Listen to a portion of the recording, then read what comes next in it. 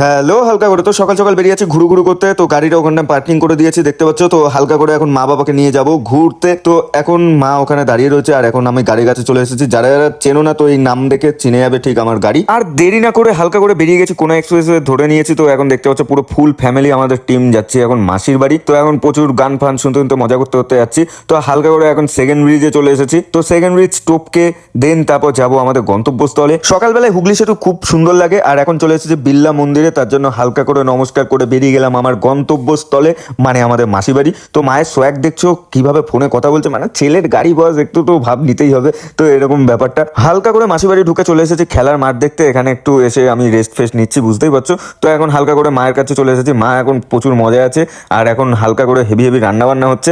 মায়ের কথা শুনে হালকা করে খিদে লেগে গেছে, তার জন্য চলে যাচ্ছে এখন ডিজে অরুণের কাছে, যার 400 কোটি ফলোয়ার্স গাইজ। তো এই দেখো সেই আমাদের অরুণ কাকা, যার মন ভালো আর মুখের কথাগুলো বেকা।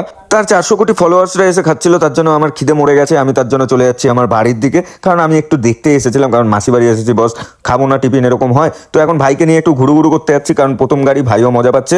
তো এখন হালকা করে চলে এসেছি কেক কাটতে, কারণ বনুর জন্মদিন বলে কথা, তার জন্য আমরা এসেছি। হালকা করে স্পার্কেলটা জ্বালিয়ে বনুর জন্মদিন সেলিব্রেট করছি। তো এখন হালকা করে আমাদের বাড়ি যাওয়ার সময় চলে এসেছে। মা নাইটি পরে এখন বাড়ি যাবে গাইজ, ভাবা যায় আমার মা একটু এক্সট্রা ট্যালেন্টেড ভাই। তো এখন হালকা করে চলে এসেছি বাড়িতে। তো এই ভিলেজটা এখানে ইতি করছি, দেখা হচ্ছে পরের অধ্যায়ে। আজকের জন্য টাটা, বাই বাই।